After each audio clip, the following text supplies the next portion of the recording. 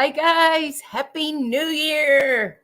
Welcome to Weekly Travel Updates. I'm Melinda Fargas, and I was thinking about this. I've been doing this for a couple years now, and it's really cool. I love the opportunity to reach out and share what's going on in the world with you guys. One request. I did this the wrong way. I put it on Facebook first, and I should have put it on YouTube first. The Facebook post from last week has had 352 views, and that would make a difference if it were on YouTube.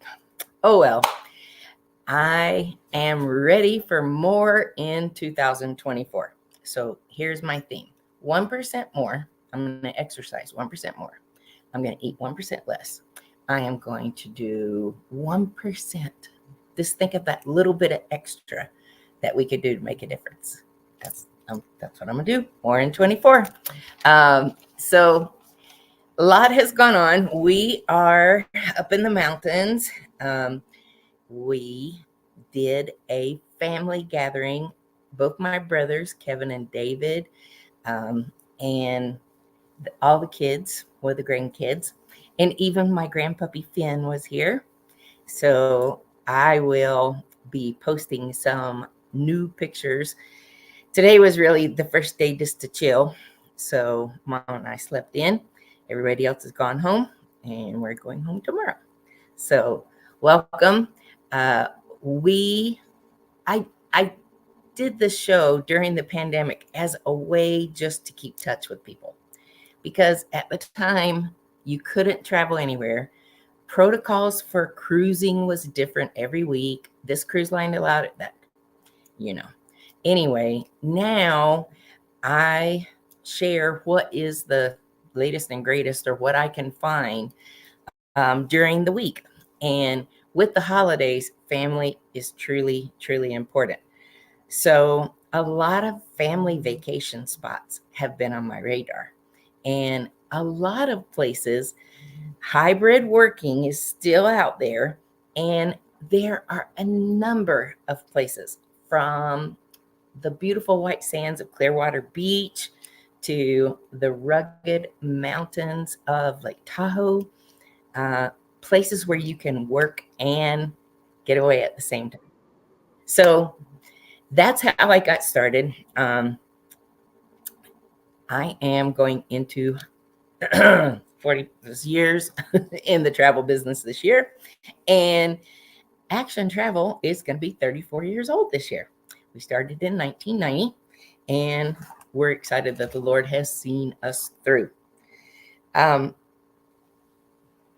Besides finding this platform and sharing, it has allowed me to touch base with people that I haven't seen in a very long time. And it's a pretty cool connection.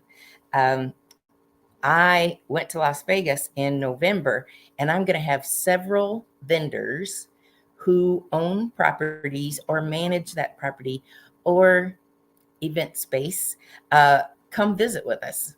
I'm going to interview them for 5 to 10 minutes. So let me know what's on your radar. What would you like to see? All right.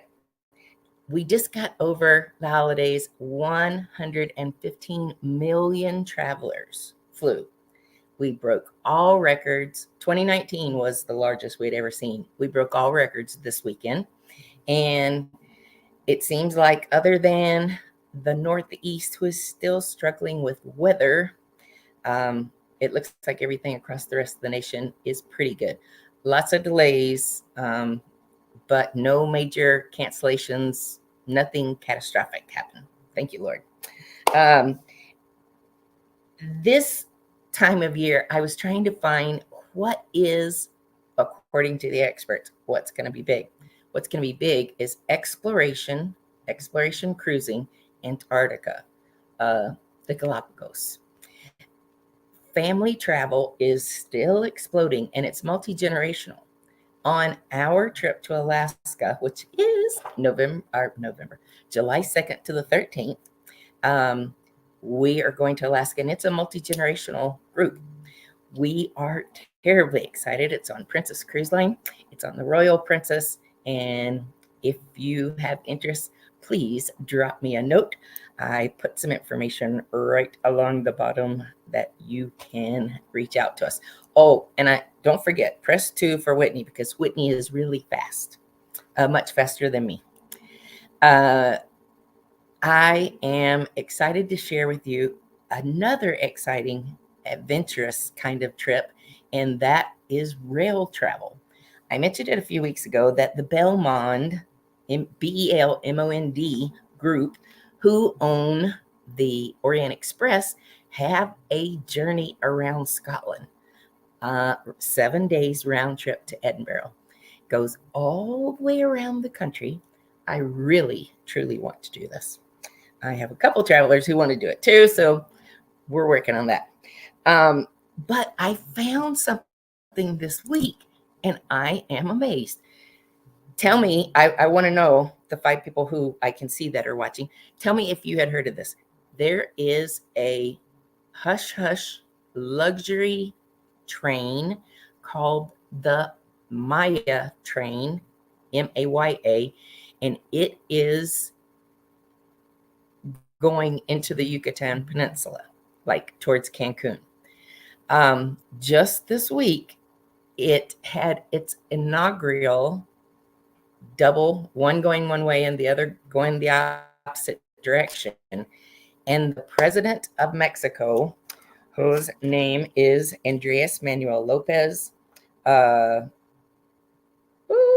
wrote over his last name, Charador. Anyway, he oversaw the inaugural trip. What is so strange is this train has been running as Journey Mexico, a luxury train journey, and it's been in existence since 2003. And it looks like something that it looks just like the Eurostar. Rounded front. I was amazed. I'm going to put a link down below, only on my YouTube channel. So now you have to go there if you want to see it. I'm going to put a link that takes you to this. I had no idea. And I'm a pretty savvy travel agent. I do a lot of international travel into Mexico. People going to visit their families. We have a lot of families from Guadalajara and Ixtapa. And so I didn't know about this. Did you know about this luxury train? No ticket information is out there. I found it and followed a link back to the Washington Post. And again, I'll share that link, but I was just amazed. The next thing on the list is the rail service that's up and down Florida. If you're going to go, and if you have spring break plans, or if you don't, incorporate that, because that's really going to save a lot of money and time. So wanted to share that with you. I'd be remiss if I didn't share the earthquake that happened in Japan, 7.6. While I was in school in Southern California, earthquakes were a big thing. I report on earthquakes frequently when I see them, because they just draw such an interest. And there have been earthquakes in all kinds of strange places. Like I reported a few weeks ago about one in Nebraska. Well, this is in Japan, and it has caused tsunami waves. So California has just been beat to death this last weekend. We watched YouTube after YouTube of the storm surges that have just flooded California. And when I first read about it, I'm thinking, oh, this is all going to be up north. No, it came in and into the streets. And if you've been to Southern California, I mean, they build right on the ocean. There's a street, and then there's houses around that block, and then there's a street house. So when it comes in, there's damage. I have not followed up. Everybody was leaving yesterday. I haven't followed up to see what the final numbers were, but 6 were swept out to sea, emergency staff in Northern California. So that's pretty scary. One of, well, David's wife, she said, look, this is a 40-foot wave that came crashing in. It remains to be seen how all of that's going to go about. I have got to make this short tonight because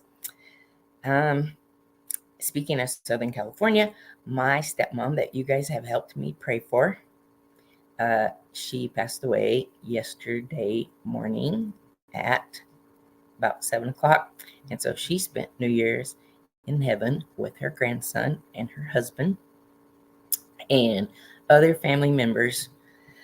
Just please, if you have it in your heart, I ask you to pray for Tim and Jill and Kathy, who are my brother and sisters in San Bernardino, California. I will really covet your prayers for them and the family. She has had a struggle, but she was one of the strongest ladies I've ever known. And I'm going to sign off there. Be watching for these links. I'm going to drop a link for the Belmont train and for the Maya train. Oh, I forgot to tell you the very first thing. Okay, we'll leave on a happy note. We went to Alaska in September. So I found this app that if you took a picture of a whale tail, you can submit it online, and that whale is likely to have been tagged. They can tell by the markings on the whale tail, and you can follow your whale all up and down the West Coast.